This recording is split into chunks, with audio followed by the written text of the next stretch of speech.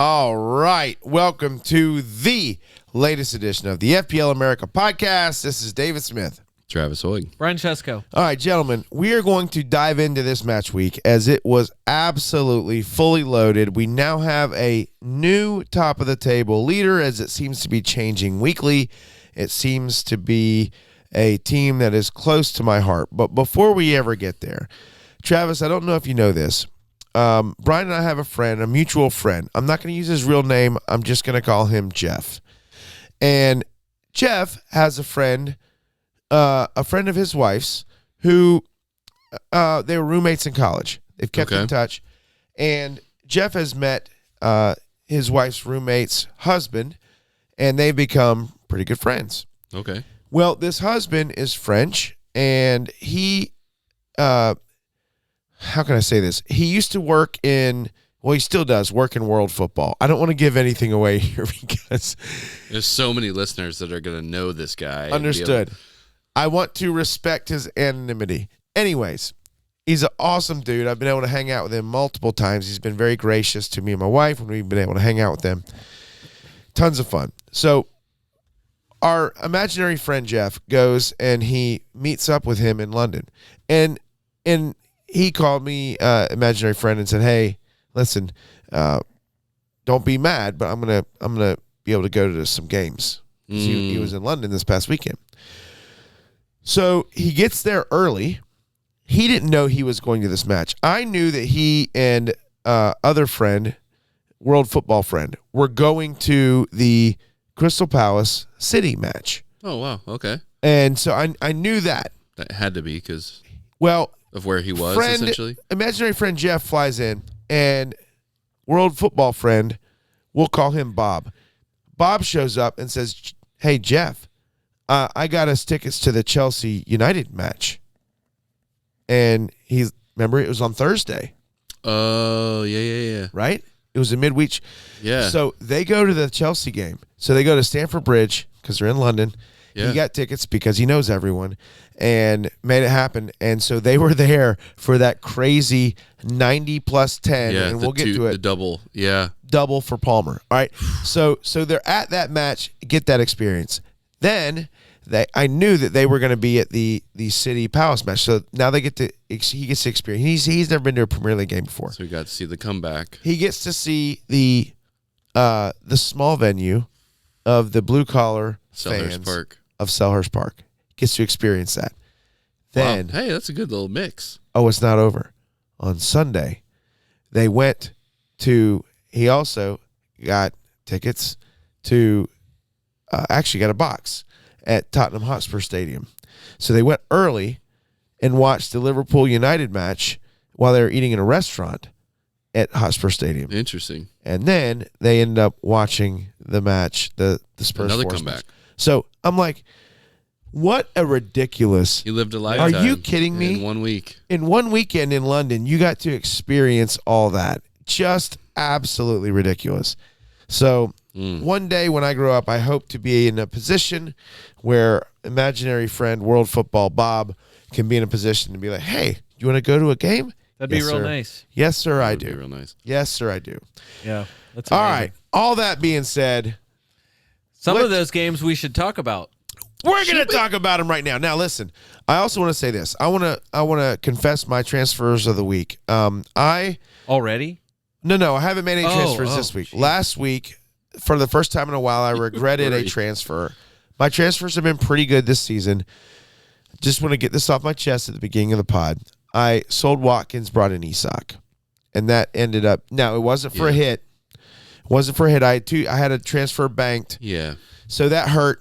That hurt because Watkins and then he has zero faith. And then I see other people on Twitter or X say like, "Why would anyone sell Watkins? He's the highest player scoring in fantasy. Yeah. Why are you selling him?" And I'm like, "Oh my gosh, you're right, dude. I hate that." Overall, but Isak had been on fire. Isak on fire, and Watkins hasn't been. And Watkins was not even a guarantee. It is what it is. Yeah. He was yellow triangled.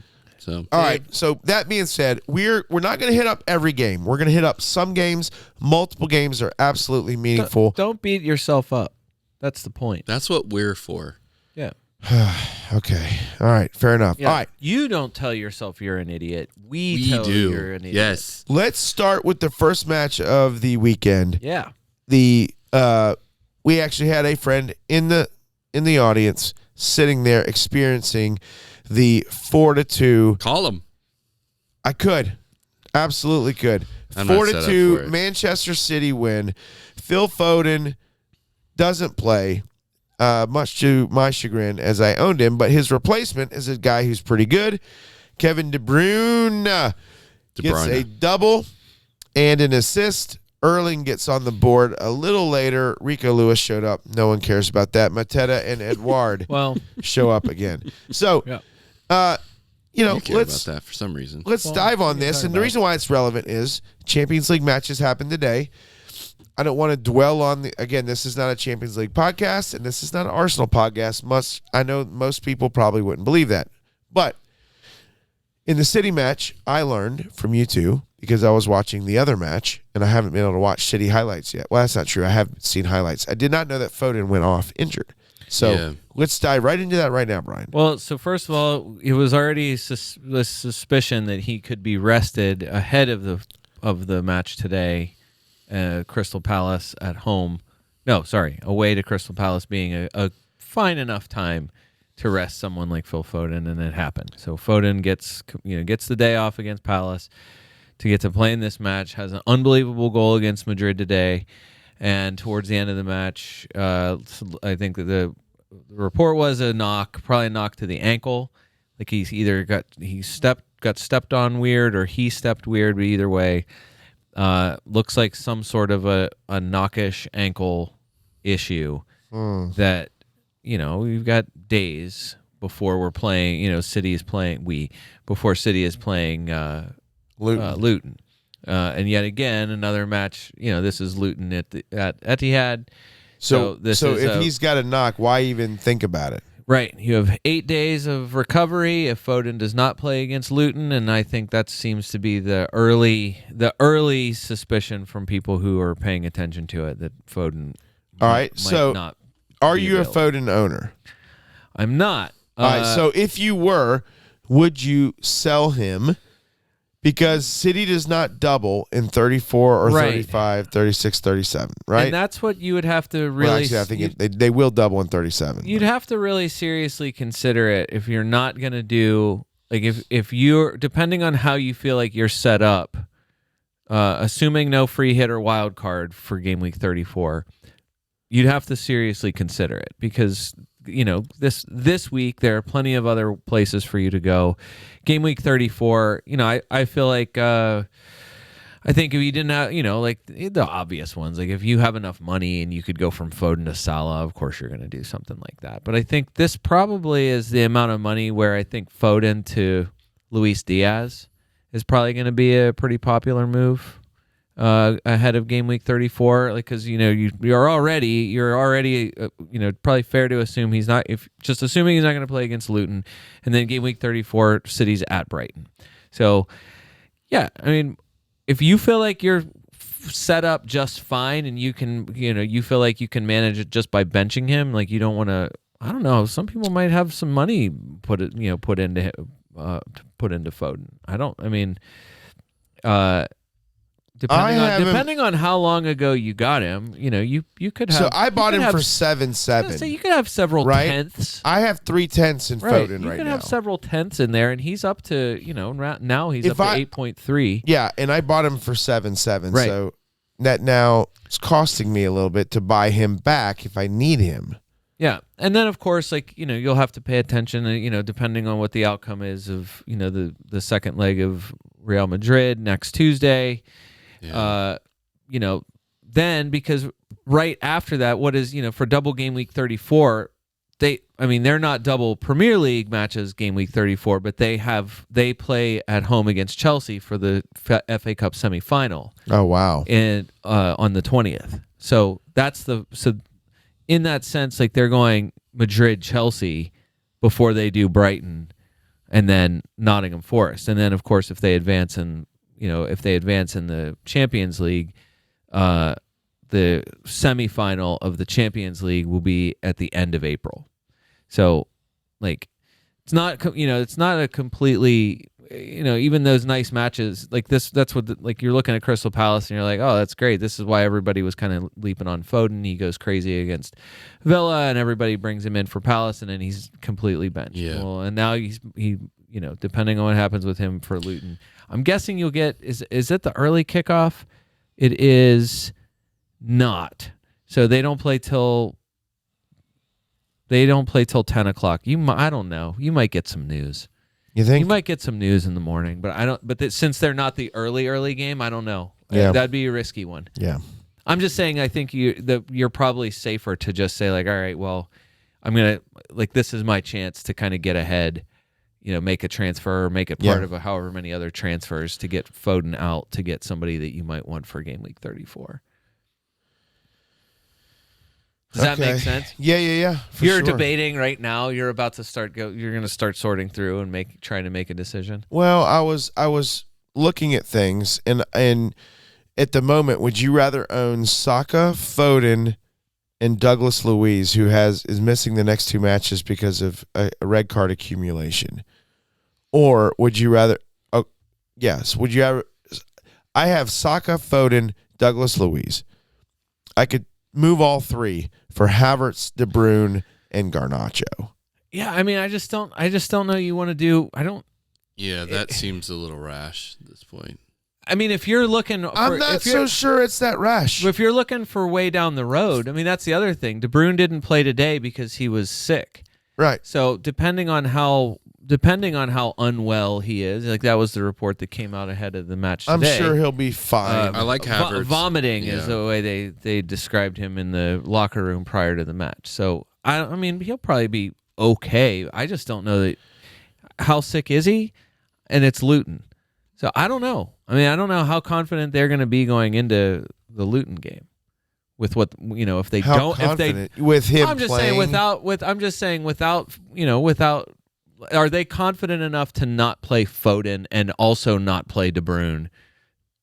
Probably. Yeah, they probably are. Probably. It's a Julian Alvarez game. But Haaland plays again. Bernardo Silva plays. Doku can start. Doku's healthy. Grealish is healthy. Oscar Bob. It's an Oscar Bob game. That's what I was going to say. They have enough. I think they have enough with the rest of the players there they should be able to take care of Luton at home. I think on that, I would probably change your setup. I like the Havertz pick, but I don't like De Bruyne. I don't like Garnacho. I would almost say. Why don't you like Garnacho? I would almost say Havertz and Bruno. Well, and then hang on to Luis, and then you don't have to take a hit. The only reason that you do it, like I hate Bruno. We don't talk about Bruno. Doesn't matter. I just think that we don't talk about Bruno. I just think your long-term moves here, like Douglas Luiz, to me is the most obvious casualty for your midfield. There's no doubt. There's not like there's sure. Yeah, to but me, he's an easy guy to move on. But if you're hitting just to get rid of him, when you could just bench him instead for. Yeah, I mean, I guess so. This is what I'm saying. Like this was. Do you have your bench boost? Yeah, at 34, 37. But this was the issue. That would make sense. Then. This was the issue. You could always do that 434. Yes. No. Yeah. Right, I so could do it now, in that. Yes. Do it, yeah. If you're looking long term, if you're thinking like, well, I'm, whatever I do now, this is going to be for not just now. This is for me the rest of the season. In that case, yeah, sure. If you want to take a chance on De Bruyne for the rest of the season and hope that he plays in the double game week in 37. Their fixture pileup is not good for an aging. I agree. KDB. I agree. Right, which is exactly why the people can't do that. That was that guy. Say it. I was gonna say the guy. I mean, it was shared a lot by content creators. It was a guy that's like 56,000th. I mean, or something like that. Good rank. He had a very good rank, very good overall rank, and it was a guy who said, you know what? Once I saw the team news, Foden wasn't in. I took it was like took a risk. De Bruyne for a hit. You know what? Got to have fun with this game. Going to throw him out there, and then we have people in the mini league who have had De Bruyne for a while, which like I'm just saying. You look at the numbers. You look at what not just his output, but like the uncertainty of his minutes, and I'm like, why? Why would you? And even this, where you're like, I'm going to bring him in now, like for what? I get it. He's De Bruyne. He can do it, whatever, but he hadn't. So that's the first thing. And then on top of that, it's like, well, they have all kinds of other stuff. Like, were you counting on him to play, 90 minutes? Probably not. You're going to count on him to even start the game? Not really. So once you find out that he does start, I don't see why that's all of a sudden like, you know what, I'm going to throw him in there. Right. He's going to crush today. I mean, if you were expecting that, and man, I don't know, that is some serious foresight. Yeah. But whatever. I'm just saying, to me, Dave, I would just looking ahead. I think definitely for Luton. I mean, you need as much news on city training as you can get from now until Saturday morning. Who has time for that? But then even after that, like you still got to see what happens in the second leg of the Champions League. So would you just say then I'm you got to out pay well, of the Foden and well, but that's what I'm saying. I had to put City players in on a wild card. I felt like I did. And you got bullied into it. I got one guy I have the one guy that everyone else has, which is Haaland. Right. And then my other two guys, we talked about that last week, putting in, Ortega ends up starting. He started again today. Mm-hmm. It led to nothing. Gvardiol, of course, goes off at halftime against Crystal Palace and then plays Madrid today and scores a goal. Of course he would do that. Of course he would score a goal against probably the other best team in Europe. Did you see it? It was awesome. A loose trap. Oh, it was great. That was too far away from him. So no defender thought he was actually going to shoot. Yeah. He didn't know he was going to shoot until he shot. Yeah, perfect. And he smoked it. Perfect curler. Either way, the point is, it was not an uncommon guy to have on, people's wild cards. Yeah. I think now for me and anyone else that has him, you just hope the fact that he traveled with the team to Madrid was already like, is he even going to travel? There was, he had some kind of an issue. Then you find out that he's starting. Now everyone's back in the same boat of like, well, who's it going to be? Like Stones started, Akanji starts, you got the kind of normal starting lineup. So, which is why, you say Rico Lewis and you're like, Rico Lewis somehow gets on the sheet. Rico Lewis is one of your top form defenders right now because he's started the last 3 games and he's got attacking returns in 2 of them. So, if you found out that Rico Lewis, you wanted to take a punt on somebody, Rico Lewis at home to Luton is a great place to do it since he's as cheap as he is. Rico Lewis, last 3 games, 6-8. Right. And he's not even playing anywhere near the defense. No. He's basically playing but that's double exactly pivot. where he played before when he was getting minutes. He was playing there, and he really he's wasn't. Playing a lot more central. He's playing a lot more central alongside of Rodri, at least in the matches I've seen, which is again doesn't make any sense that he's marked as a defender. Yeah, and every game it depends. I mean, it seems like there's however Pep decides his tactics and which of the defenders is going to overlap and make runs in different places with whichever other midfielders. I mean, that happens every game. All right. So going forward, your confidence of owning Foden or De Bruyne. Do you have either one? I don't have either one. Okay, all right. And I would say for me, there is 0 chance without some sort of concrete news ahead of Luton that I would be touching either of those guys. Right. If you don't own them. If you own them, then it's like, maybe wait and see or something, maybe. Right. And I would say then too, you have a big decision because if you don't hear anything ahead of Luton, you go into game week 33, you could look at your midfield, and if you had Foden, well, I don't know who has Foden and De Bruyne. That's an insane. That's a stupid midfield. Well, like you said earlier, you really shouldn't have had De Bruyne. Right, but people do. I'm just saying, without any news, you got that to look forward to. Team sheet for Madrid, team sheet ahead of of Chelsea, not Coventry, but ahead of Chelsea and FA Cup. Then the second part of game week 34, the away match to Brighton. And then if they advance in the Champions League, you'll then also have whatever their team sheet is ahead of, whoever their opponent is. But we are assuming it could be. It makes me furious. But that's exactly where you're at with City for the next, 6 game weeks. The fixture pileup is definitely making the selection headache for Pep significantly more dangerous. I think there's no question about it, and the fact that they're gonna pile up like that, knowing how fragile a lot of these guys have been through the season, I just don't think you can count on any of those guys. From week to week, you're going to have to because they're also still trying to win by, the Premier League, and there's no Arsenal and question. Liverpool are not. You could argue they're both deeper than City this well, year. and Can you probably believe- in a better position from points wise, Can you right? believe they're still in play to win a treble? I know it's crazy I mean, after the season they had last year, where you're like, where they won a treble. yeah, where they crushed, and then this season you're like, holy crap, they're right in the mix again to do it. Again, What if they did it back to back? I mean that's insanity. Then I mean, what? they're good enough. Even to do then, it, you'd but- have to admit they're pretty good.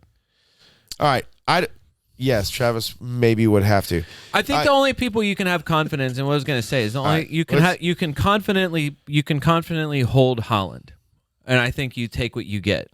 I just don't see how they go without him, given all of the other issues that they have. that seems fair. But De Bruyne, Foden, the City defense. I don't know what you do with the City defense. Don't touch them because they leak goals. You'd have to have such luxury or take such a huge risk, like just take the punt on someone like Rico Lewis to start or whatever. And then you have no idea with Ortega. Ederson was fit enough. He's back with the team. He's fit enough to be able to make the bench the last 2 games. So who knows? I assume he'll be back in his starting role sometime. All right. If not this week, then soon. No one on Palace. We like players on Palace. Well, you have to think about him because of Why? the double. Well, But who are and- they playing? I mean, It's not even important, is it? Yes, it well, is. and all right, think Are about you going to own any Palace players? yes. Mateta Okay. is actually All right. not Mateta has 6. Mateta bad has situation. Right. Mateta has 6 returns, 5 goals and an assist in his last 9 games. So they're home to West Ham and home Newcastle in That's 34. That's- This week, Those are fantastic they're matchups. at Anfield. You don't want that. Don't want Well, that. They're see, kind of a bogey team. What I was so even looking at this, you look at the glowing red matchup against Manchester City, and you're like, oh, Palace is going to get smashed. And what do? They score first, and then they score again in the in Right. the second half, and Yeah. it's the 2 forwards that do it. And Mateta is in great form. Yeah. So since game week 23, he's 5th for forward scoring. 45 points since game week 23. His last 4 matches, 8-9-2-5. Right.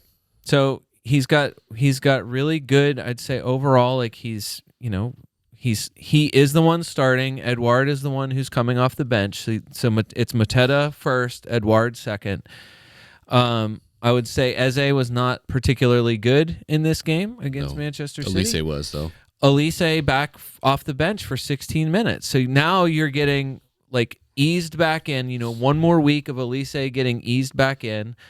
There's no way they overload him in a double game week. So I would say to me, it's like Elise, Hands off. it's good that he's there, but you're picking Eze.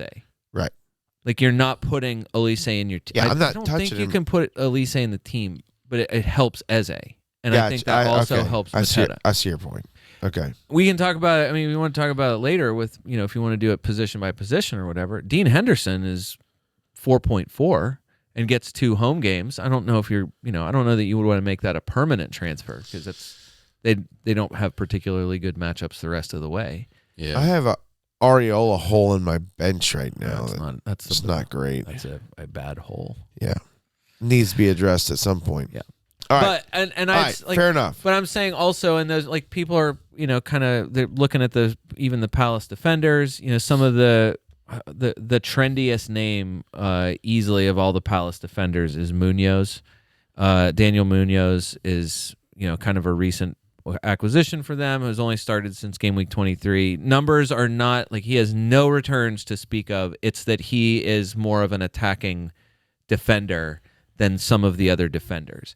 So he's been a guy that's been pointed out by either Palace fans or people who are kind of paying attention to kind of his positioning and stuff like that. But you look at the numbers and you're like, what? Like other than a clean sheet that they had against Burnley, he, along with the rest of the Palace defense, is shoddy. So All right. I'm just saying, like I think you'll see people who are putting, maybe putting a Palace defender or something like that on their team. Okay. But I just don't know. Yeah. I mean, you're not permanent transferring. If you're going to those make a guys. move, Mateta's the move. Yeah, I don't see why Matetta's bad. And you're saying you will make the move for Mateta. I'm saying, I think just for the game week 34 doublers, if you free hit. right now, you have a better case. This reminds me of Mooney's in the double, not a couple game weeks ago with Fulham. Okay. Where you're like Mooney's was with game week 29, blank 29, where it was kind of like all the people going to Ivan Toney and Slanky and all these people, and you're like, no, Mooney's was the guy that's the most in form. You have a better case for saying that Mateta. Okay. You should have Mateta in your team and not Solanke. If you're free hitting in 34, So what happened during that blank game week if you went to Mooney's? You won the game week. Yeah. If you went to Mooney's in the blank game week 29, you won blank game week 29 because you had Mooney's in your team. two thumbs Even pointing this week, at this guy. like we can talk about it as briefly as possible. Like even this week, like Mooney's had a great chance to score again. Like he's still he hasn't the form hasn't really gone Across the away. goal and sit at it. Yeah. Right. Either Yeah. way, the point is, I think that you could make. I think you have a better case of Mateta being one of your three forwards in double game week 34 definitely over Solanke. Got you. All right.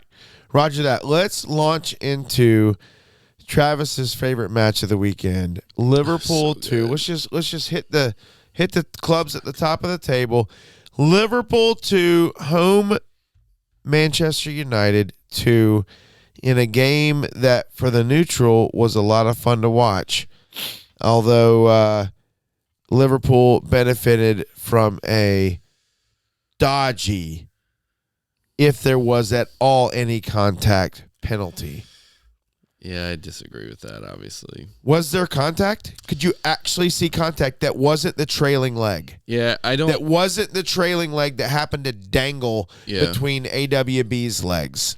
So I don't know that there was, other than the trailing leg. But that said, at pace, I don't think there actually probably needed to be contact. So the same thing would apply to Saka and Noor today then. But Saka actually threw his leg into Noor. The difference is that Elliott had nowhere to go. He had nowhere to go He because could have not fallen down.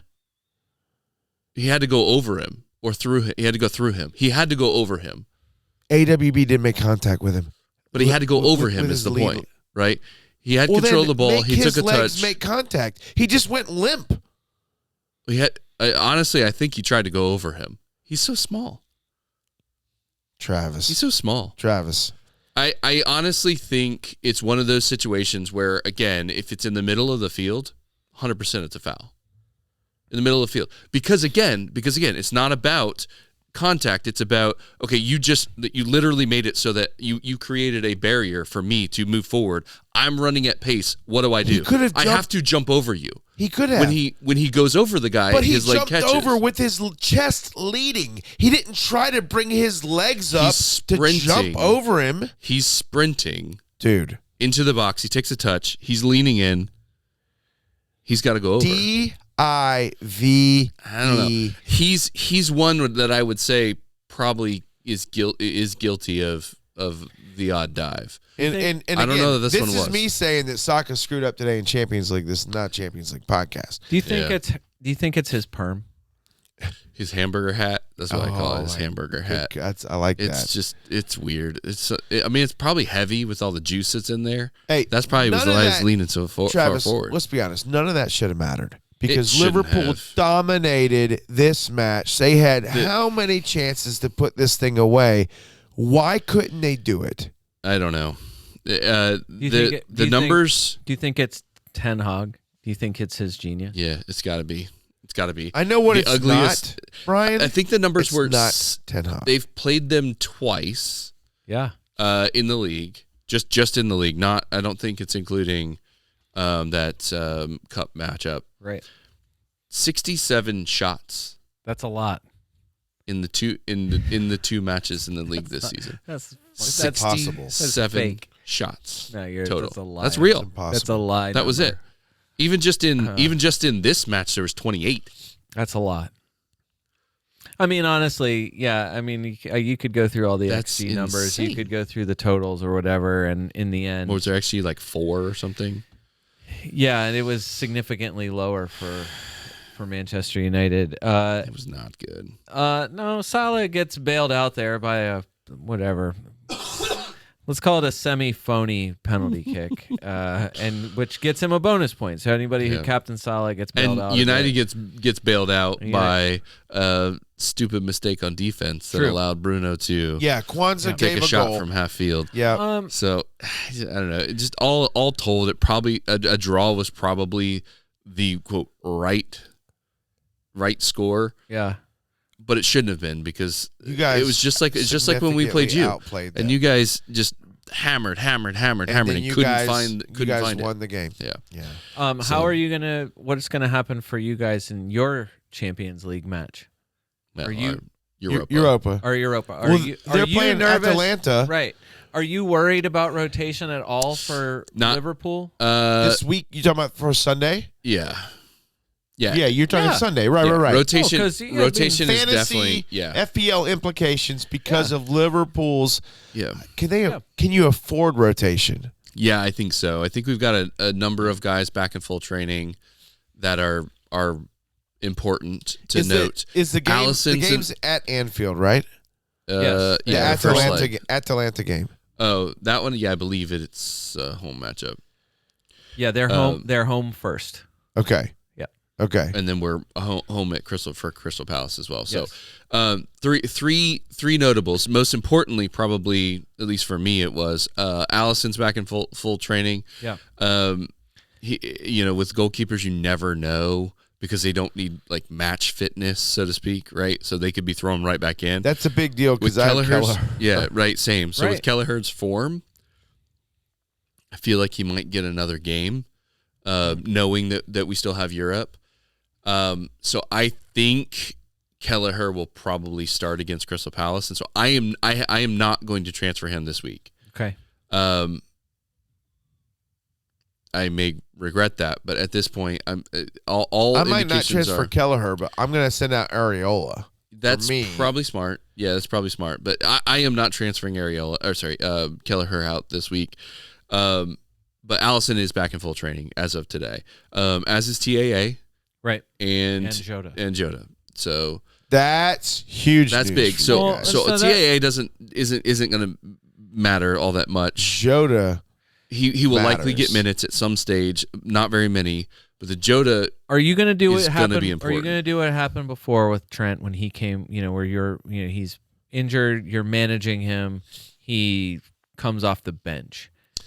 Or is this he's going to start and they're going to do something insane and he's going to get subbed off at 55 minutes or something like that? No, so he's definitely not going to start. With Bradley's form, there's no reason for us to risk Trent.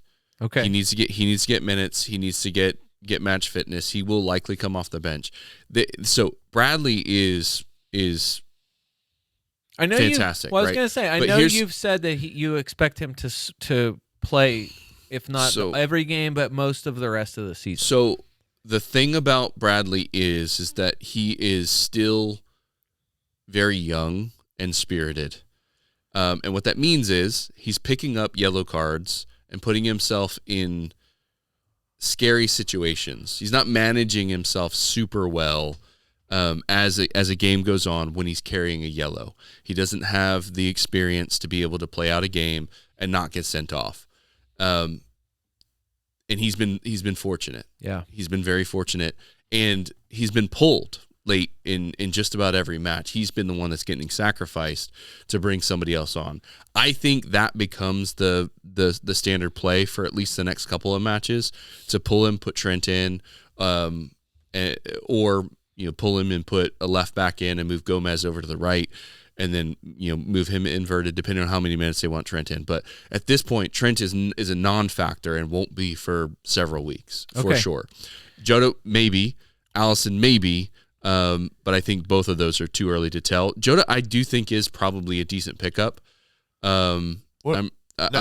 No, for at some point. 37. Okay. I think he'll be ready for that, and I think we will know a ton more by then. But I'm anticipating him being a player that we're going to want to probably start moving towards as we look to wrap the season in that double. What's No, going they're on with Salah's form? Their double is first. So they double. They 34. double 34, and I think that's where because that's right. That's too early. The thing that now he could still be good for the end of the season. That's too early. Yeah, and the matchups are okay. I still think I don't know. I feel like anybody's form can make you change your mind, but it's just that you see green Crystal Palace, green Fulham, green Everton, green West Ham. Is West Ham green? Or are they Is gray? Everton green? Everton is not gray? green for us. Right. They're green in theory, but in real life, they Especially with can TCL be less playing better, green too. Yeah. because of the specific circumstance of that match. I guess that's the issue is Salah you're not concerned about. Well, you're not completely concerned about it. There's some concern. I mean, it's already happened once where he came off way earlier than anybody would have. I mean, he didn't want to come off early against Sheffield, and he did. Yeah. Plays the whole game against Manchester United and he kind of does his best Darwin impression by not capitalizing on a lot of really good chances. Crystal Palace now at home where you're like, well, priority is for the Europa, for your other competition, which is significant. And it's a team we've played before and had a little bit of trouble with. And then a double game week, at Fulham, which we've already said, like to me, that's not. I'm not as concerned about that. Fulham certainly better at home. You would have thought. I would have thought this week they would have been better at home against a crappy Newcastle team, and they weren't. But whatever, it's still Fulham at home, and then Everton. Everton plays. The Merseyside derby is never going to be an easy game. So, I guess that's the issue here is that everybody's going to pile up. If you're making transfers without a free hit going into 34, you're looking at if you already have Salah, you're looking at Luis Diaz. You're looking at you can't ignore Alexis McAllister now because he's forced his way into the discussion, and then that's what I want to talk about. So many people have Kelleher. Yeah. And like you said, now you have the Alice, when is Allison, how soon does Allison take his job back? Right. It's 34 probably. Okay. So Luis Diaz and half Mo of Salah 34. are your leading shooters this week. Both guys took 6 shots in the game against Manchester United. This is very much on par with how good Luis Diaz has been lately. So Diaz also scores the first goal in this game. So he's scrappy. But he's getting returns, is what and it has been like that. Yeah. But Alexis McAllister, since he decided to start playing the game in game week 25, he's 4th for midfielder points since game week 25. He's got 49 FPL points since game week 25. Yeah. 3 goals and 4 assists. Shot numbers are fine. He's tied for 10th. Same number of shots since game week 25 as Bukayo Saka, actually. 16 shots in that. He's also on free kicks as well. Some. Yeah. He's taken some. I think he's going to be on more. Robertson being on the field doesn't help because he'll take more. I guess I thought I was going to see him involved in way more corners, indirect free kicks, and since 25 he's taken 9 corners and a total of 2 other free kicks, and one of those is a penalty though, and he'll take penalties when Salah's off. Right. Isn't which is rare enough. Right. Yeah. Tied for 5th for chances created since game week 25 also. So you putting him in there if you're free hitting, or so start with people who don't have a free hit. Would you dare transfer in Alexis McAllister as a flat transfer? I'm going to bring him in for game week 33 with an eye towards the double in game week 34. I would consider it, I think. Okay. Yeah. Money no object, would you have him or Luis Diaz? Him probably. Really? Would you? Okay. Yeah. Might sound crazy. Would you rather have him or Salah? That is easily Salah. It's easily Salah. I don't think it's that easy. I think it's easily Salah. You wouldn't do it. Yeah. Look at the numbers. Nah, Salah's shooting more. I'm not talking about pedigree and history. I'm talking about I'm saying what have you done for me lately? He is shooting more, and he is on penalties.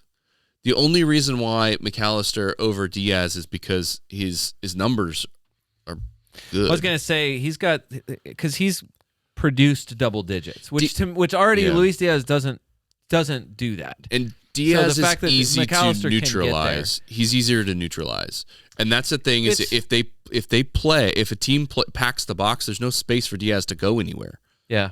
Well, McAllister's a low block, he's useless. And McAllister's got because of what he does and useless isn't fair, but what he contributes otherwise. I mean, this is the creative midfielder bonus is that because with Endo he's involved in way more passing. His passing numbers and his passing accuracy contributes to bonus. So if he ever does get a return because of everything else he's doing, that's why when he gets tens because he's getting 3 bonus points. Yeah. It's Pascal Gross, it's De Bruyne, it's all those, it's Odegaard. If some of these guys who, if they're involved in everything, and that's what jacks their score. They've figured something out with Soboslai, basically doing all McAllister's dirty work to open space up for him to be able to operate and to be able to create, and that has contributed greatly. So as long as Soboslai is healthy and they continue to play that formation and tactic, I think McAllister is he's likely to continue on the same tear that he's on right now. Okay. He's not a streaky type of player. His skill set either works or it doesn't work. Yeah. And the way that they've been playing, it's been fine. So all right. I think McAllister is worth it. All right. Rest of the season bet. I think Alex McAllister scores more points than Mohamed Salah. That's a wild bet. Come on, Travis. I'll take it. Okay. Yeah, I'll take it. I know that sounds crazy. I know how crazy, and I'm not being a hater. Are you writing it down? That's interesting. I'm Every time I write it down, credit, it doesn't matter. I'm because I giving lose it because I put it in the bet channel and then freaking Slack because we're cheap. It ages out, and so they can't go back to it. So I tried to pin them all, but it didn't help. So I don't even know what all our bets are. Better Slack, whatever. You're about to get kicked to the curb. We're gonna. I set Discord up. I didn't tell anybody. Really, we're going to Discord. I set Discord up, and I hate it. Discord's what all the kids are doing anyways. It was wild. Discord's hard to get used to. Yeah, well, maybe I'm too old to change our ways now, so I'd rather just lose our bets. Last point is you count on Virgil. Defensively, you're horrible. Yeah. So would you dare put a I think it was probably, I would imagine Virgil is going to be a popular game week 34 defender. Oh, yeah. Would that be your go-to? I don't think so. Honestly, I are you would counting probably on go with a Bradley and Robinson before I'd go with Virgil at this point. Are you referencing free hits or like permanent transfers? Free hits. Okay. If I was because I'm thinking, to me, Fulham and Everton are the best on paper matchups for anybody. Everton's defense is actually pretty oddly stingy in certain, Well, so that's what I mean. Against Liverpool, they seem to be. Again, I don't know how else to say it. There's one defense that you can count on in this league this season, and I don't know. To me, that's a couple. There was a couple, and then they all fell apart. Well, except for a lot of the free hit 34 drafts that I've seen. Why you wouldn't have Raya, Gabriel, and Saliba, or Raya, Gabriel, and Ben White as 3 of your defender/goalkeeper spots. I don't know why you wouldn't do it. They're playing Wolves as one of their two, of their 2 matches, and that's a Neto-less Wolves. Right. They'll have Cunha. They should have Hee-Chan back. Yeah. Hwang. And now Nori, who can't seem to stop scoring something or another. He's hurt now, though. He's something now. All right. Either way, what I'm saying is for game week 34, it seems like it would be a very popular choice to have. Everyone has already gone to Kelleher. Everybody, I've got Connor Bradley in my team. I don't, now it's cheap. You say everyone. Kelleher's only owns 7.7%. I'm just saying high-ish. That's for goalkeepers. Check the highest owned. They're barely, not many over 10%. Really? Yeah. I'm just saying, if you're putting your team together for game, Raya's only 9.5. Is he the highest scoring keeper? Probably. He's the either forum keeper. Onana or Lino might be your still number one guy. Pickford's got to be creeping up there too. How can Lino be up there? Pickford, Onana, Lino. I'm saying if you're putting your perfect team together for 34, if you're making transfers, like this is who you're going to have to choose from. Do you have the money for Virgil? The answer to that is probably no. Can you count on Kelleher starting the next 3 games in the league? The answer has to be no. No. Connor Bradley with Trent back in training, like Connor Bradley's good, but can you 100% count on Connor Bradley starting all 3 of those games? No. Probably not. Not with Trent coming back. So that's why I'm saying, like, and then can you the way they're managing Andy Robertson, can you count on him starting all of those games? Is he fully back? Are you He's fully back, in him? and he's probably he would be the one that would probably start all the games as opposed to Bradley. But you're not touching Joe Gomez. You're not touching Kwanzaa now. I don't think so. Kwanzaa will be fine, but okay. but Konate's healthy, so he needs a minute. So that's what I'm saying. Like, if you're making permanent transfers, are you touching any of these players other than Virgil? No, I don't. I mean, maybe Bradley because he's cheap, but other than that, no. All right. And then the last thing. Also, before we move on, your Nipple Man is 28% ownership still. He's been hurt for. Who the hell is 2 Nipple weeks. Man? Ariola. Oh, duh. Oh, he is very highly owned. 28%. That's significant. He's still stuck in my team. I can't move that guy out. Anyways, I just Crazy. needed to say that. Darwin, yes or no? Yeah, I think so. Okay. I think so. I think I'm not on the train wholly, Okay. but it's not crazy to bring him in. I was coming around last week. I think I'm there. He's just good right now. Yeah, He's good. He's not bad. Does Yeah. one Just thing need him to with freaking lots of score. does lots of one things with a lot of low quality involvement. 5 shots, 0 shots on target, the perfect Darwin experience because he still gets a big chance, has a total expected goal involvement well over 1. He got an assist And finishes with an assist on the Luis Diaz goal. well over So one. it's He's better all right. than nothing. The season long will Ollie Watkins outscore Darwin Nunez for the rest of the season is off to a roaring start. Wait, I'll tell you that. who bet that? Did I bet that? No, I think we sort of. Did I take Darwin? Oh yeah, I would have done it too, hands down. You're crazy. I'm a psycho. Well, hey, look, I'm just saying.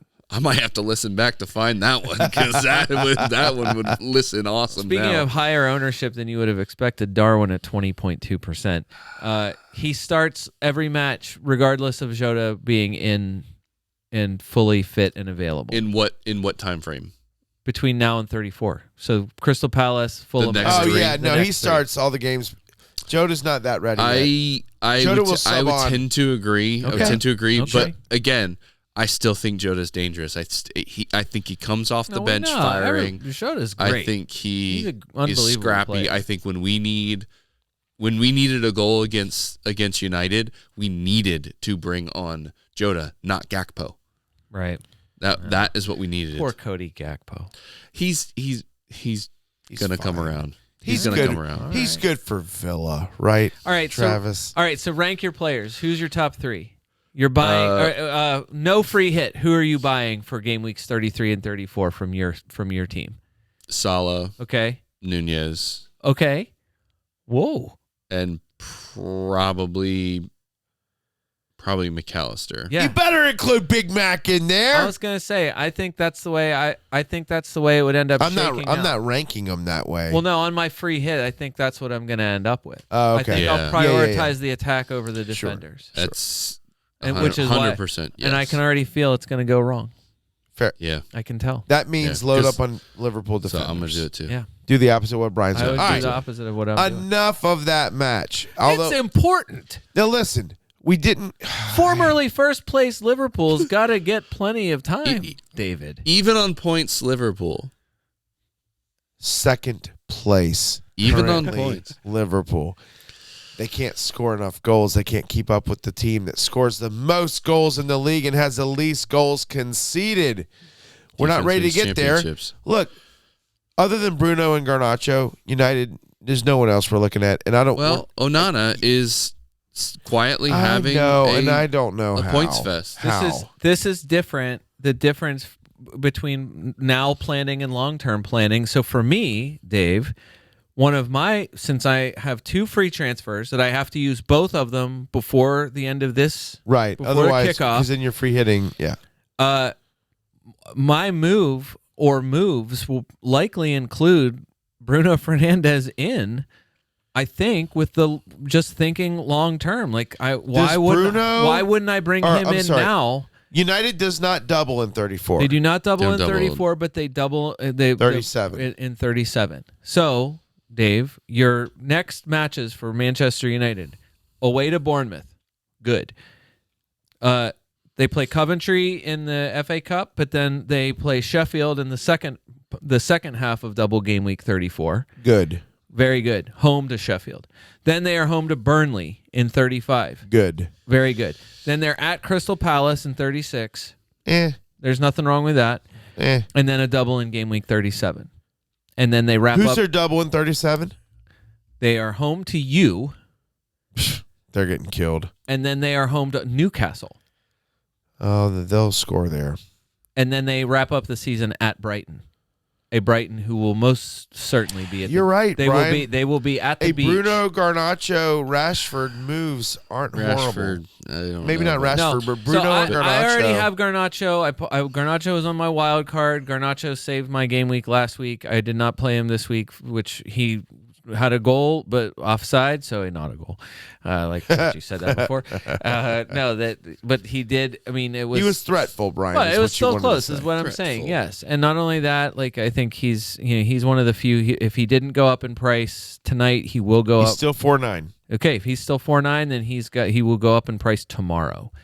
But either way, all right, huge. Not just he's an enabler price, and he's not losing his spot to anybody. Right. There is no one threatening him. So anyway, I did have another player, kind of a dark horse that I brought in from United. Dallo. It's Diego Dallo. Oh. Wow. Diego Dallo. I just his form is like in terms of his actual play is just ridiculous. It's just going up. Yeah. And I feel like he's going to have a strong finish to the season. The stuff that he's doing is especially with the next 3 dangerous. matches. He's in the right positions. I think if any defender is going to benefit from the schedule, or if anybody's going to benefit from the schedule, Dallow's on the list. So I brought him in. He's relatively cheap. It's at Bournemouth, home Sheffield, home Burnley in their next 3 matches. Right. You may pick up an odd clean sheet. That's a good call. So I would throw him and Onana are definitely on the list, as well as Bruno Garnacho. Their center backs are really banged up. They don't know who's going to be playing center back for them, but other than that, it's fine. All right, moving on to the talk of the town. Wait a second. Top of the table. One last thing. Did Højlund do anything? Who? He played 90 minutes. Who? Did you remember Højlund doing literally anything against Liverpool? No, he was just kind of there. Kind of there. That's against Liverpool. I would just think these good matchups. Yeah, we can you're go right. back to strong form. He's 7-0. 7-0. I'm just saying that's fair. Like you weren't getting him for Liverpool anyway. However, he before he got hurt, he was on it. Let's just remind everyone. It was 11, 10, 8, 6, 13. 3 zeros in a row. He's been back for 3 games, 2-2-2. Right. So you're right, Brian. If there's a stretch in the season that could jumpstart his form, it's this next 3 matches. And again, like it's a long ways away, but like this, if you wanted to think of him for 37, I don't know, you could do it. Okay. Why not? Moving on to the top of the table, Arsenal. Never heard of him. First place, top of the table, Arsenal. Literally, they're in a spot now where, Brian, there's 7 matches left. If they win all 7, no one is going to take the title away from them. Hey, it is in their hands, Travis. It is still possible for that goal differential to be overcome. It's 9. I doubt they lose 9-goal differential in the you last never 7 know. matches. It's possible. You never know. Anything is possible. Liverpool could beat Tottenham 12-0 to make up for that Diaz goal. I have seen Liverpool beat United 8-0, and I didn't think that was possible. Yeah, very true. So there is that. All right, Arsenal 3, Brighton 0. Saka, Havertz, Trossard on the score sheet. Havertz, Jorginho assists. Bukayo gets the penalty. Dave, your predictions. So far, you did not predict the Manchester City-Arsenal game correctly. I said 2-1. You guessed a 2-1 and it Arsenal was victory. 0-0. Actual score 0-0. You predicted 3-0 Arsenal over Luton, and the actual score was 2-0. And okay. Dave, you've picked up some points on yourself here. You predicted a 1-1 draw against Brighton. Okay. And the actual score is 3-0. I love being wrong. So you've gained. Right. We've gained some points on myself there. Sort of. Yeah. Yeah, you're back to even, I guess, because Okay. you predicted a Manchester City loss, but you got a draw. You Okay. predicted a draw, and you got a win. Okay. So, All right. Arsenal overachieving here is what we're getting at least according to my expectations. All right. I would just say this. The only thing I think that needs to be mentioned is, and we mentioned it last week, Kai Havertz and McAllister. McAllister for Liverpool, Havertz for Arsenal. Yeah. Are the unsung fantasy heroes currently of those teams. Yeah. And- Havertz is killing. And Where was Kai Havertz today? Where was this Kai Havertz against Bayern today? Did he play? He did. Oh yeah, he didn't play was long, did he he? was pretty good. No, he did get subbed out late, but you know who didn't come off when they were making changes? It wasn't Havertz. He came back to the midfield and they brought in Jesus, moved into striker and Trossard. But again, this is not a Champions League Well, podcast. but Dave, so you have to answer the question: should we A, be seriously, B, somewhat, or C, not at all concerned about rotation for Arsenal Football Club now that you must win at Bayern next Tuesday? Right. So today's Tuesday. Arsenal play today. Right. Their match is Sunday, Uh-huh. and then they play again Tuesday. Yeah. So the game will start, in my opinion, with the normal starters, and we'll probably see earlier subs. This is Aston Villa, David. It's home sub. Yeah. And Douglas Luiz less Aston Villa. So that is a little extra good Yeah. for Arsenal, but it's an Aston Villa who can score goals. Ollie Watkins is on fire. And an Aston Villa who's fourth in the table. So it's not a joke. They're not. They're fifth. No, fifth, yeah. Sorry. Your other Spurs. favorite team is Spurs in are in fourth. Look at them. Yay, overachieving. That is mean. Good job. You guys handled Nottingham Forest this weekend 3-1. So, This you is know, a good rule. Always punch down. punch down when you can, Brian. Punch down when you can. Aston Villa, I still don't. I think they're too shoddy defensively. I think your score is probably too high. What was my prediction for this match? 3-0. Yeah, maybe it might be. If this ended 2-1 because they score a late goal, I wouldn't be surprised. But I still think you guys should handle your business. I think so, especially with Douglas Luiz missing this match. And Arsenal, I feel like, kind of has had this match circled a little bit as Villa beat them earlier in the season. So, Who's coming off? Who's benched? I bet Saka doesn't play. Okay, that's not good. I think Saka might not play. So Martinelli comes on. Yep. And I think Havertz plays. And Okay. it'll be like Martinelli, Jesus, Havertz up top. Odegaard's not coming out. Odegaard plays, Rice plays. I mean, it's a game where you might be able to rest a couple players. Gabriel Saliba, Raya, but Ben White, Ben White probably still plays. Kivior, no That way. guy's that guy. Zinchenko, you're getting more Zinchenko again, buddy. Probably. Kivior's your starter today. I would say this: Tomiyasu starts. Okay. Tomiyasu starts. Zinchenko subs in for Tomiyasu, and Tomiyasu starts the next Bayern match. Okay. That's what should have happened today. You're throwing Kivior out. He was bad today. He got cooked. It was now, I will say this. Leroy Sané does that to a lot of people. Yeah. Remember him? Kivior's Man, not good. slow. He was young, I raw, miss- and now he's experienced. I miss Leroy Kivior's Sané. not slow. So he's kind of known on the team as one of the fastest defenders. His positioning was bad today. Tomiyasu's one of the best one-on-one defenders we have on the team. So and Tomiyasu's got great speed.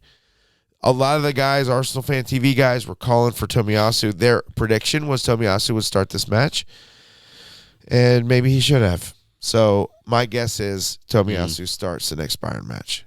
It's the same thing like for City and Madrid. Now, Walker wasn't available, but Walker will be starting against Madrid. when Madrid Although, comes to Dave, you Etihad. got to say, overall, Saliba, worst game of his season. Wasn't good.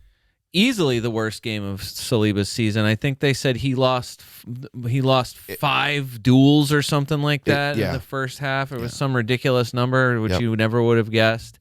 Gabriel with an absolute insane handball that wasn't called. Right. But I'm just looking through player ratings even from football.london and just I'm seeing a lot of 5s. Yeah. And that's 5s but across those the board. are correct. Rhea, a 5. Ben White, again, Ben White had probably one of the plays of the game tracking back to make, I can't remember who it was. Was it Gnabry? No, it was Jude Bellingham, where he tracked back and made a Bellingham block. plays for Madrid. Oh, no. So, yeah, Not no, sorry. Then it was not him. But, of course it wasn't Jude Bellingham. Got excited. You you got really excited about I that. think what it was is that both games were on, and I was going back and forth. I did the same thing. For sure. Blending. Yeah. No, but whatever it was he made. I mean, it was a play that got the. I mean, I'm sure it probably got, if not a standing ovation, got a huge. Right. But it was Ben White making that sort of defensive play. He's important. Point being, I'm glad his throat's better. I'm saying point being, you got a 5 for Ray, a 5 for Saliba, a 5 for Gabriel, a 5 for Kivior. Yeah. So the way Kaya Kanak, the guy who covers football for Arsenal for I football, thought you were joking. Just he said this was a rough night for Kivior. Yeah. Arteta gave him the vote of confidence to start, but he probably lost his status at first choice in the position. Maybe. It's fantastic because of course, we made the case for Kivior for so many I weeks, know. and he was so good for all this time. Whoa! But you were right. He really was. You were right in doing so, and I was backing you on that. Well, I would say now, anybody who what percentage? If you're gonna I'm free guessing hit- it's low percentage. No, for sure. He's coming out of my team this week. 1.6% selected. Yeah, it's too. That's got to be too risky. Kivior's out for me. Yeah. But what I'm saying Zinchenko's in. is, Nah, I would not bring. well, no. So that's what I'm saying. Like, I guess what I'm saying is, like, for rotation purposes, you're just staying away from whoever is starting on the Tomiyasu, Zinchenko, Kivior side. Correct. That is probably either Zinchenko or Tomiyasu. Probably. The fan choice is Tomiyasu, but Zinchenko keeps getting starts no matter what everybody else wants. Correct. Ben White's not. You guys do realize that Zinchenko's in the top 10 for points. It's this impossible. And He Zinchenko's back in. He's one of. It's the hilarious thing He's about one of 4 defenders from Arsenal. Form for defenders right now is hilarious because it's all Arsenal defenders and guys who have had like one good game in their last 4 games. Do you know what I mean? Or like they've played. They had like 2 returns, but they've only played like the last 3 games. Yeah. It's ridiculous. It's a weird time. Who do you think has more points, Zinchenko or TAA on the season? Neither. Is that an answer? They're both. If they're tied, I wouldn't be surprised by that. They're not. Zinchenko's ahead of him. No. Oh, Trent's Okay. ahead. Okay. But they're both in the top 10. It's 8 and 9. Alexander Arnold is on 103. Defense he's has 8. not been great this year. That's so weird. Defense has not been great this year. No, it's not. So that's why I guess, Dave, so the question is, you feel like, so now, are you moving Saka on? 55% of teams have Bukayo Saka in them. Are you really that there's that lack of confidence for you in Saka playing again against Villa? Playing Villa. I'm really close to swapping Saka for Havertz.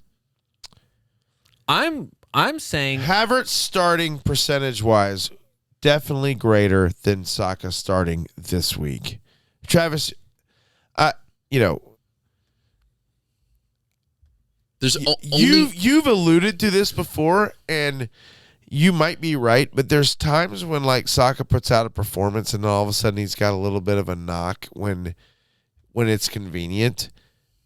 So he dives on that pen when he should have stayed on his feet, and all of a sudden he doesn't start the Villa match. It's weird. You know what I'm saying? No, yeah, it's definitely weird. But at this point, though, the major issue is if everybody is I mean, we just talked about this. So your top. I mean, Arsenal have to win this. Your the top Villa three. match. Your that's what top I'm three saying. defenders. So your top three defenders are all Arsenal defenders. So if you've got Saka, that means you don't have either Raya or one of the defenders, probably, right? Right. So I have if you White, wanna get- Saliba, Saka. So if you bail on Saka, that opens up the ability to pull in Raya if you don't have him, or another defender, Or Havertz, right? That's not Havertz a bad has been thing outscoring right now. Saka. I like that's not a bad thing right now, especially for Villa, right? So as far as I'm concerned, I don't know about the defense, but I think Havertz is the better play than I Saka have for other Villa. holes. I might continue to just own him for this week, but But that's not a bad move to go from Saka to Havertz even through No. 34, right? no, it's not, because you're still own, because Havertz, again, like today, He's likely to play both of your even double, if you make both matches subs, in your he double. just changes positions. He stays Yeah. on the pitch. Don't you think? I mean, all right. So play the scenario for me. They lose to Bayern. Then what? You see, Everything implodes. They start losing games to everybody. that is the City and Liverpool Right. dream. Sure. But I mean, it's not like we haven't seen it before. You don't want them to lose to Bayern. You want them to continue to do. have to play I matches. think honestly that's probably the best case is that they win against Bayern. Yeah. yeah, it's bad news for City if they advance. City and Arsenal probably don't want to have to, because they would. I think They'd have to play a home and home. They're in the same side of the I was bracket. gonna say they play each other. Yeah. So that's like the worst case is Arsenal advancing. And them having to slug it out again. Right. That would be the greatest thing for. That's what Liverpool needs to be rooting for. Yeah, is probably. Arsenal yeah. and City have to play each other in home and homes amidst the regular Premier League season. Yeah, that's tough too. That is exactly Because right. that would be you. We could probably lose 3 more matches if that happens. Because You then- probably And still- could. no. You probably Well, could. Dave, I mean, this is why this is a big issue. You advance. Let's say you advance. Then you play the double game week. So you have a double game week right after this second leg here on Tuesday. So then you go Wolves and Chelsea. Okay. So you have Chelsea, which is not. I mean, I get it. This Chelsea Chelsea's team talented. is as weird. I hate them, but they're talented. They're And weird. They're playing all right. And they are weird. They're weird, and you can't count on them to necessarily be bad. You're right. Is the problem. You nailed it. You absolutely nailed it. That's a good Then point. you're at Tottenham. Not good. That's not great. No, because that's your game week 35, and then you would go into City, Oh, jeez. depending on That whether is if you advance, brutal. whether it's City or I want Madrid. that so much. Yeah, you're right. Like, If you advance, it doesn't matter. How is it? What, going to Madrid? That's fun. Right, how is Going that to- good? Yeah, neither one are. And then in between the two legs of the semifinal is Bournemouth. So Bournemouth then becomes a game where I don't think you want anyone except the defenders. because there might, but you still, if you're in that competition, you still got to win that game. Odegaard, Havertz, Saka can sit. Yeah, Yeah. Odegaard and Havertz. Odegaard probably and cannot Havertz sit. probably I don't. agree. Yeah. That's 100%. And then game week 37 is at Manchester United, who just absolutely housed Liverpool. That's funny. No, but that's not good. I love what Klopp said after that match when asked if he's going to be rooting for United when they play Arsenal, and he said, "If United play like they did today, Arsenal will kill them. Yeah. Arsenal. Or I don't will think he's destroy killing. them. They will beat them. He'll beat them. They will win. So that's what I'm his saying. Exact words, but I guess what I'm saying is like, for FPL purposes, you want Bayern to win. You want Bayern to advance. I don't care about FPL. I gave up in week 8. I would love for Arsenal to win the league. I don't. I know. Stop saying crazy things. I know. Look, I know that the Champions League is very special. I want the Premier League title more than the Champions League title. Although I think it's easier to win the Champions League title. lots of people Tell don't. that to City. Lots of people don't feel that way. Yeah. Way more people. I feel like way more people want to win. Whichever one you actually win is the one you wanted to win. Right, of course, yes. Yeah. I'm on record. Well, that was the one. The Premier League title is harder. Oh, I to forgot win to than hit Champions record. Oh, no. Holy moly. All right. God bless. Is there anything else? I'm just There's a saying. lot Like, but I'm saying, Dave, this is a lot of the game week 34 planning because it is Liverpool and Arsenal and everyone making decisions. You're right. And you're looking at transfers and everyone's like, "Oh, I'm going to go get these guys because they play twice," and you're like, "Well, they might not." Right, and the way that this is shaking out, you're right. First That's of a all, good you point. won't know till next Tuesday, and then what's the point? What's the point of leaping on all of these people anyway? I'm free hitting 34. What am I? Am I putting Saka in my free hit team for a double game week after after Champions League ahead of, you know what I mean? Yeah. If they advance, there's no Maybe. chance I'm putting him in there. Yeah. But Havertz is to play as long as he's healthy after entering into 34. All right. Brian, can we move on to No, Tottenham Forest? Dave, Bukayo Saka is your 5th most transferred in midfielder right now. Wow. 5th in. Wow. Again, I just told you that 20-something% of people still own Areola, so 7th. nothing surprises Havertz us. is 7th most transferred in for midfielders. More That people should bringing absolutely in be Saka. opposite. Not to mention Phil Foden is your 3rd most transferred in for midfielders, despite crazy everything town. that happened today. Yeah, That's but crazy. Whatever, man. This is what I'm saying. It's crazy. does that count before today? Transfers before today? Surely, right? So, We're assuming it's up to the second. up until now. Yeah, Yeah. right, you know what I'm saying? So, ultimately, a lot of those people could have done it because they're silly. Well, yeah, but they're still doing it. They're being stupid. Wait for the games. Like Brian said the other day. Information is more important than... You can manage your team however you want. I don't care. It's true. You make transfers all the time for all I care. I'm just saying it just seems insane. You know for sure they're playing a game today before they play another game on Saturday. Why in the world wouldn't you wait until the game is over? Agree. Whatever. Because I Agree got to completely. have them now. I guess. I got to have them. Tottenham 3, Forest 1. Own goal for Mario, Mickey van de Ven, Porro. The defense carrying the Spurs offense. Chris Wood gets a goal and absolutely, completely, still don't know how he missed a second goal. It literally was a tap in 3 feet away from goal. Somehow he kicked it over. I like that someone said, I can't remember who it is. I should start writing these things down when I see them, that somebody said there was no reason for Chris Wood to do that. Right. When he obliterated the post. It Why would you is- kick it that hard? Yeah, But whatever. He was Just- trying. just He was get trying your to make. foot on it. I guess he was trying to make. just a get point. your foot on it. At that point, the game would be 2-1 Spurs, and they end up losing 3-1. So, no, Forest. It would have been 2-1 Forest, but whatever. All right. Porro, for the people that stuck with Porro, I don't know why, Very but few. he gives a return. Brian, is there any reason to move to him or any of the Spurs, because they don't play in 34? Well, you already. I mean, this week, like we've said, Newcastle defensively is horrible. So you like the attack, and Tottenham will concede however many they feel like.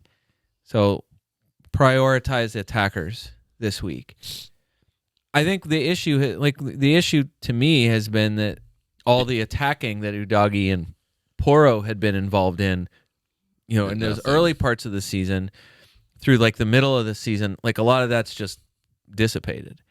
It just seems like they weren't nearly as involved. And I mean, this was one of those odd. I mean, the Van de Ven's goal was ridiculous. Like, it was a ridiculous goal. It was a perfect, absolute blast of a shot from a center back, and it was awesome. Were his eyes open when he took the shot? Oh yeah, 100% open. But I'm saying, like, in Poro's goal, like he can. I mean, he did it in at least one of the. Even in the FA Cup or Carabao Cup, he scored a goal, and it was one of those, like, you can't do it in the league. Couldn't save this for the league there, Pedro. But either way, I don't know why you'd go to him. It's Spurs at Newcastle. Again, like, there should be goals in it. There should be plenty of goals in Spurs Newcastle. Who wins that game? I have no idea. I probably give the slight edge to Tottenham, I think. I agree, yeah. But I don't, I wouldn't count on it necessarily. I just think, like, if you're doing it, it's because you're hoping, similar to, like we said, like, I would make the same case for Ryan Ait-Nouri, where he's playing advanced. Like, his role puts him as a forward, but he's still getting scored as a defender. Mm-hmm. So, you're not counting on clean sheets, but you are hopeful for an attacking return. That's the best that you could say about Porro or Udagi or Romero or moving on to Son, even the mighty Son, or... And I hate this because I would love to bring him into my team right now. Brennan Johnson has been absolutely producing. But when I look at Spurs' schedule and I see at St. James in 33, no match in 34, 35 they have a double, home Arsenal, at Chelsea, 36 they're at Liverpool, and then they double in 37, but one of their games is either Burnley and then City. And so my point being is I'm not sure the Spurs are great options for the rest of the season. I don't care who they're playing the rest of the season. I don't care about your defense against Tottenham. I don't care about City's defense against Tottenham. If Crystal Palace can score 2 goals against Manchester City, Tottenham can score 2 more goals. We went through the numbers weeks ago. Yeah. They've scored lots of goals against all of these teams already this season. If you're picking attackers, absolutely. Can they do it again? Yes. Is it a guarantee that, like we said, I think, if you were going to hedge towards someone, you hedge towards the best defense in the league, which is Arsenal. But Arsenal was still an excellent defense when they played the reverse fixture, and it still ended exactly the way you expect the North London derby to end, which was 2-2. Yeah.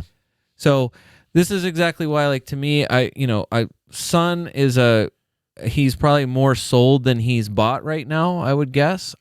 I'm sure he's a game week 34 casualty for a lot of people for whatever reason. I think Newcastle is Newcastle still showing up as a red matchup? Are they still rated as a red matchup? They are a lighter red. Okay. So they're not the deep they're red. Ranked 4. They're not they're maroon not like City maroon. is, right? Which City is, I don't even know how you'd call them a maroon matchup anyway. But either way, like, they're not a red matchup. They have not been red. Like, look at what Newcastle did this week. They went to Fulham. It's their first clean sheet for like 5 weeks. It's their second clean sheet since like Thanksgiving or something like that. It's ridiculous. Like, how Fulham didn't score against them and the game ended 1-0. That's one of the weirdest results of this half of the season, at least. Yeah. And honestly, if you're free hitting in 34, also bringing in Tottenham now is not a terrible idea. Yeah, for sure. Like, for me, it's just offense, not defense. Yeah. 100%.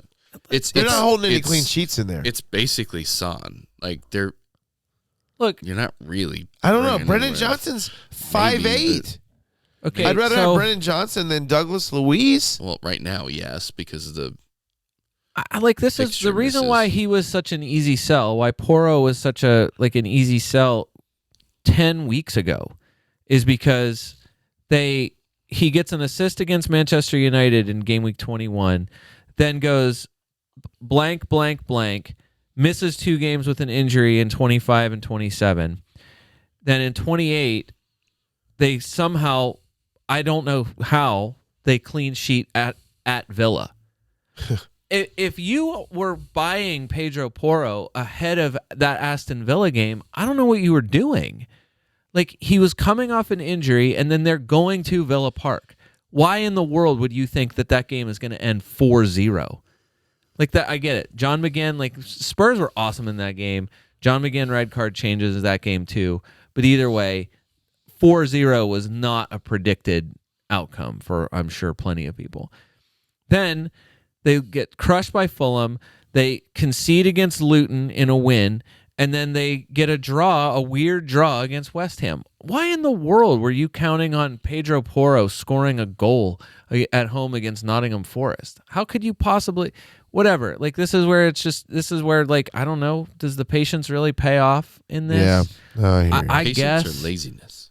Whatever. I just don't know why. Sure, if you want to go get him this week and hope that he has a repeat performance at Newcastle, who have shown that they have no problem scoring goals, regardless of how bad their defense is, sure, go for it. Agree. And then a blank in game week 34. But yeah, and then even after that, like the matchups are not good.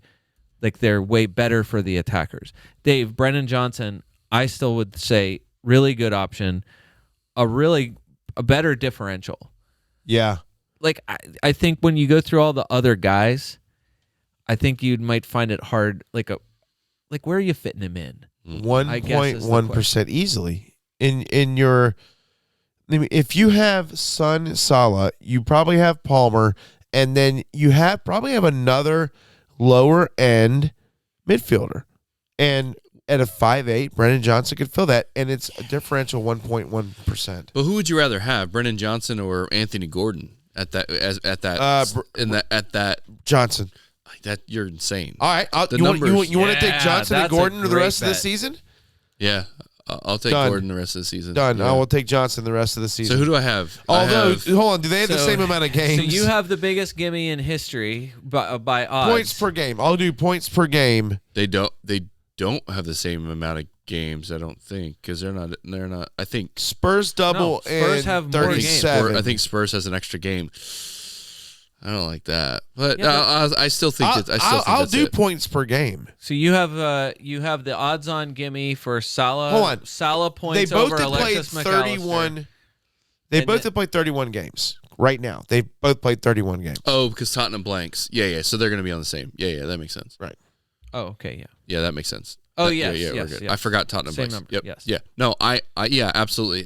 Gordon over Johnson. I will take Salah Johnson over McAllister. Brennan Johnson, I was going to say, compared 100%. to you're crazy. 11.5% of people still have James Maddison. And since he came back from his injury in game week 22, he has the same number of points as Marcus Rashford. So which is like nothing. 37 points. It's low. It's not. Kobe Mainu has 37 points. Hey, that kid. Well, I guess what I'm saying is he has a goal and 3 assists, which is okay. It's just not at all what you're hoping from him. Brennan Johnson has 4 goals and 4 assists since game week 22. So to your point, a lot more than on Gordon. that team. Well, no, Brennan Johnson 4 goals, 4 assists. James Maddison 1 goal, 3 assists. Like Brennan Johnson, Timo Werner probably. If he was classed as a midfielder, you'd probably think about him more strongly than you I don't do. think about Timo Werner in any conversation. Have you thought about thinking about Timo Werner more? Even one of the weird ones for Madison is that he's created 17 chances, which I'm like, I feel like it should be higher than that. He's tied for 12th. Okay. But Saka and Havertz have both created the same number. So I would just think those, like Havertz, whatever. You're not counting on Havertz as a creator, but Saka, it seems low. Yeah. So Saka, I mean, I feel like that these like the dips for these guys have been really like I feel like it's been huge dips, I guess is what I'm saying. But despite all of the talk from Ange wanting to get Madison more involved going forward, we need him to be more attacking or whatever. It's not happening. He's just not he's not getting the numbers. He's barely in the top 20 for shots since game week 22 among midfielders. Just among midfielders. Like it just seems like there should have been more. It's not happening. Like he's an easy, if you still have him for whatever reason, he's an easy transfer.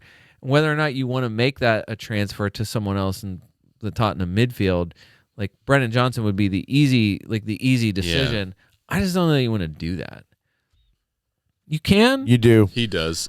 no one else does. I've argued plenty of times this season for Brennan Johnson as a player, as like I think what he offers is really good. I think it's such a great signing for them. I just feel like if you're looking through the rest of the team, like you said, you're probably not moving Salah on. You're not moving Cole Palmer out. No matter what, No. especially with the schedule remaining. And then, kind of after that, like, do you have Saka? Like, I still have Saka. He's gone. Saka is gone for me. And I would say he's probably safe. Like, I don't think I would have him. I would be debatable whether I have him on my free hit 34.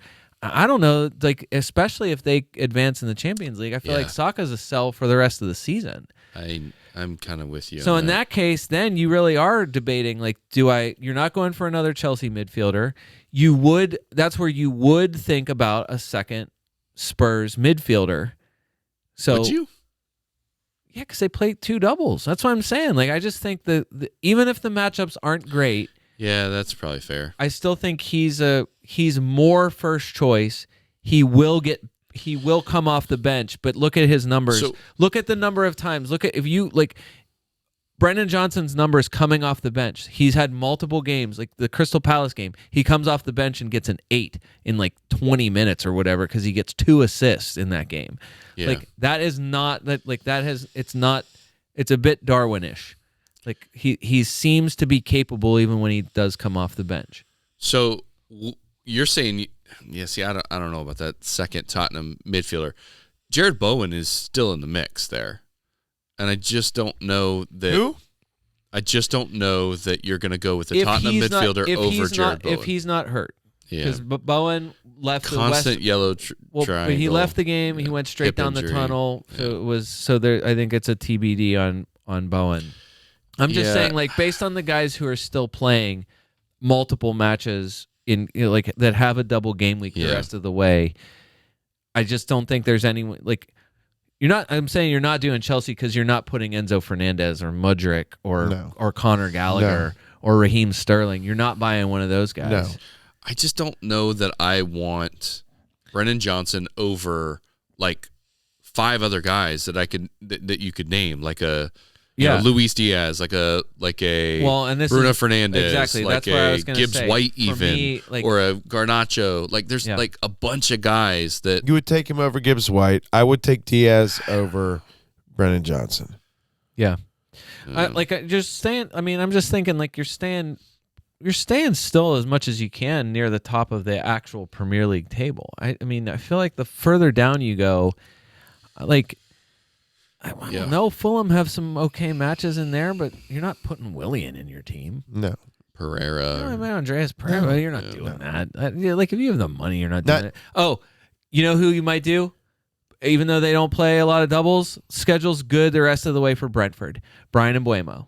Yeah, he came back and scored, didn't So he? Brian Mbuemo is one of those guys who shakes up your Nice your transition. I was going to Villa 3, Brentford 3, and probably the most exciting match of the weekend as it was end-to-end action most of the match. Yeah. Brian Mbuemo, Brian. Great goal. Credit to you for bringing that up. Excellent transition. No, he was awesome.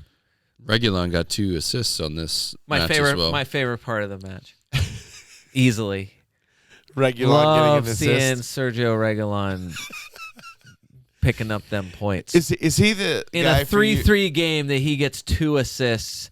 Oh, it's fantastic. Goes out injured, I think, or whatever. Like he's always. It's just injured. at 29 because he's such a trendy pick for game week 29, and he was part of my -8 to get that red card, and then sure enough, like gangbusters, blows Aston Villa up single-handedly. Of course, great. Watkins. Anyone who, were people right to sell him, or was it one of those things where it's like he's just sort of inevitable this season? You just keep starting him regardless. Ollie Watkins, great brace. There was what, maybe a 50-50 chance that it was a question whether or not he was even going to make the starting lineup. Yeah. Going into this game, much less play 90 minutes. Not to mention that he went 2-2-1 in the 3 matches before he got hurt and then missed the City game. and then this game he comes into it as a minimum a yellow 50%. Triangle. Yeah. If you kept him and expected this, then I don't know. Then you're an idiot. Then you don't deserve happiness. But if you transferred him out, you're also an idiot. Yeah, equally stupid. That's where I live. To me, look at his price. On paper, you sell him for Isak every day, all day, and it just didn't happen this week. Yeah, I said whichever one, however you want to see it, I sold him for either Isak or Darwin. So Right. On paper, very obvious move, and in real life, a horrible decision. Just sound like a spurned lover. Yeah, fair enough. All right, let's look. I'm not even going to list the other games. You can look at No, them. Dave, listen. Just let's hit some high Brentford- points of look, anyone This is else a we haven't podcast. Here's discussed. why- These people may not have eyes. Look, Just look at it. So Brentford, Ivan Toney gets benched in this game, and there was a tactical benching. Okay. It was we love what he brings to the table, but we feel like he was tired. He's been carrying a hip issue or something like that, so he ends up subbing on. It's almost like you were there and you heard him get told he was sitting on the bench. Yeah, and then It's not you, it's me. what? Go sit down. I was listening with a cup against the door. They play home to Sheffield this week. You love that. Game week 34, even though it's a single game week for them, they're at Luton. You like that just fine. Game week 35, they're at Everton. I don't care about that. I feel like that's totally fine. I feel like they can get something there. Home to Fulham in 36, at Bournemouth 37, and then home to Newcastle in the most unpredictable week of the season.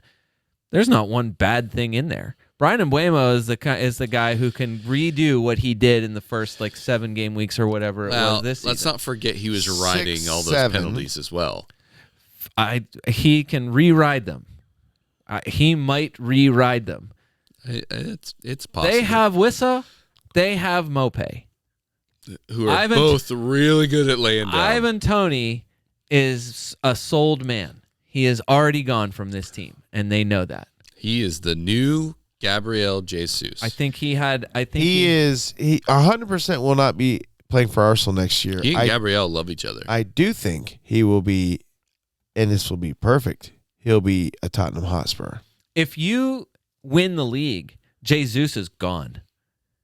Jesus will go somewhere else, and you will find some other solution because now that you have Havertz. I don't even think they need to win the league to get rid of we Jesus. don't have to win the league to do that. Yeah, he's Jesus gone. is gone. Oh, he's done. Yeah, Whether you he's win done. the league or not. Yes, he's probably. Yeah. Probably. His pouty little face, complaining about everything. I would like to see. Well, I don't know what week it'll be where they say we're shutting Ivan Toney down for the rest. He's not going to play the rest of the season. He's just had a really long season. They don't want to lose value at some point, right? I don't know. I'm saying this is as green. This is the greenest possible run of matches, and it's Brentford. I don't think they. Do you want Ayer? Do you want to go to Reguilon now? Do you want to go to one of the defenders? That's interesting. There might be sure some. wouldn't. There might actually be some clean sheets in there. I agree. Be. I'm serious.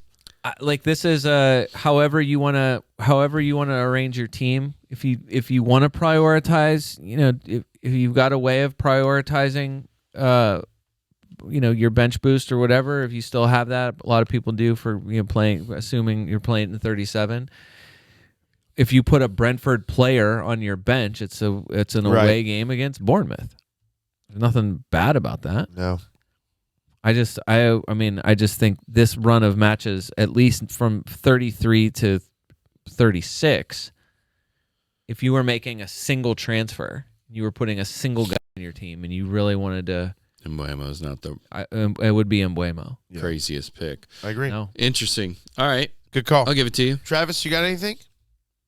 Did Anything we haven't covered? There's multiple games we didn't cover, but yeah. they're the Luton 2, Bournemouth 1, Everton 1, Burnley 0. Did we talk about Burton Diaz? Was that before the pod or during the pod? I can't remember. That was before. It was before. The Chelsea 2, Sheffield 2. The only thing is Burton Diaz is freaking rocket everywhere he goes. He didn't score in this game, but he was threatful. Yeah. and it has been. So I don't know. That was the only other one thing that I was thinking that we, may want to mention, but I don't know. I just don't know. I think, for Luton and Bournemouth, I think it's more that Bournemouth is like they're safe-ish. I don't think they're in all that much danger. It's not like they're even in danger of the relegation zone. Well, not if Everton keeps They're getting on point 41 deductions. points. So once you get over 40, you're kind of considered you're usually safe. And they have what's the aspiration here? You drop points against Luton. Luton comes back to win the game. It's not just a draw. They beat them. Yeah. To me, this is exactly why I think Bournemouth double game week, and you're like, oh, 2 matches for Bournemouth, and then you're just like, well, they play at Villa and at Wolves. That is target Bournemouth for Aston Villa and Wolves. This was one of the reasons why if you were going to go on a free hit, or if you were going to bring in a Wolves player, despite the fact that Wolves play home to Arsenal in the first half of double game week 34, the second half is home Bournemouth. Mm. So Wolves get that game. Aït-Nouri is already he keeps getting returns in my face more than almost anybody's. But you get Wolves at Nottingham Forest, probably goals there, I would imagine. This is why Sarabia is in some people's teams that know what they're doing. Sarabia is there, Cunha's back in the team, He-Chan is back in the team. I'm not saying you're not going to keep a clean sheet against them. You've kept clean sheets against better teams than Wolves, but it is a little bit more of a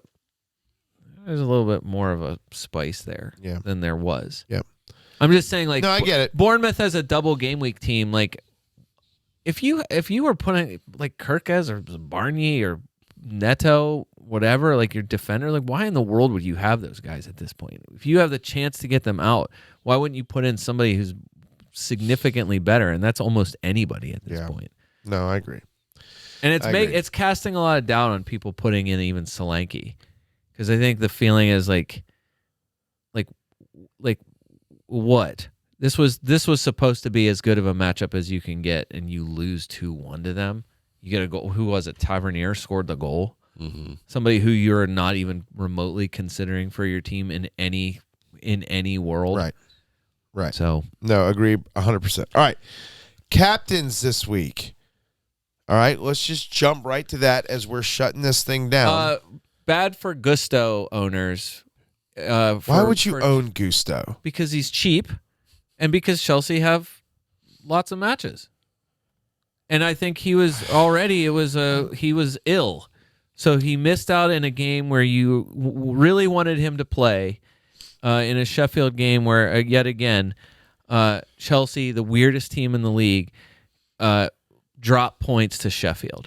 I hear you, but going back to last 5 matches, it's 1-1-0-0 for Gusto, or that's 4 matches. Go back 5. He had a 5 against Brentford, and then 2 against City, 6 against Crystal Palace, and that's another 0-0.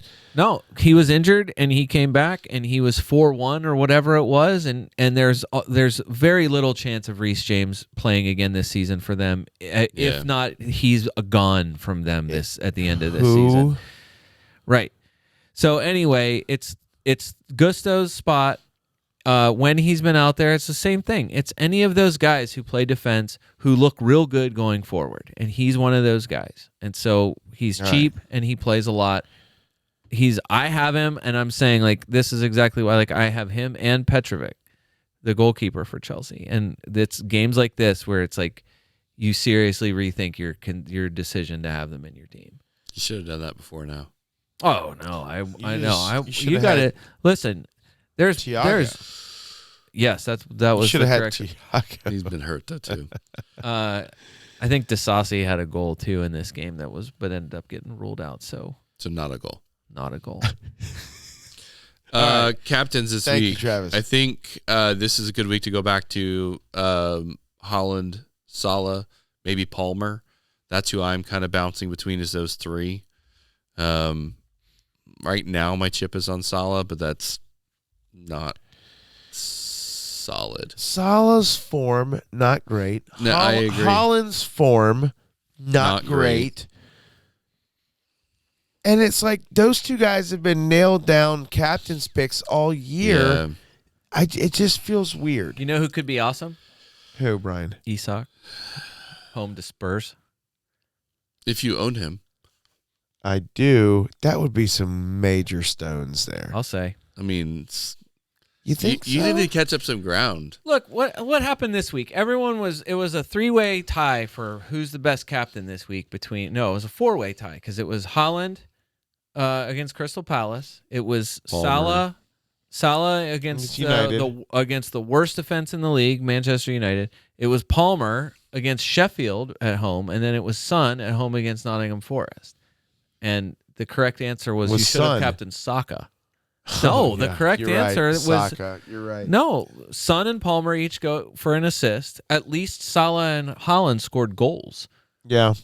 So I think Salah and Haaland matched each other. Well, did. Salah By the probably end. had one more point because he gets 5 instead of 4. Oh, yeah, good call. No, I think they both finished with 8. Because I think Holland Haaland, might have got an extra bonus or something. yeah, because he got 2 bonus. Yeah. So they both finished with 8 points. Wow. So the correct answer was either Haaland or Salah. But I think if you, after the Crystal Palace game, because I saw that was a question people threw out there, is like after those games, would you have switched your captain if you could have to Son or Palmer? And I think everyone would have. Yeah. Because I think the feeling was like you got way less. Like they so underwhelmed. And then Son could only get an assist too in a game where Charleston didn't play. Yeah. So who are you captaining this week?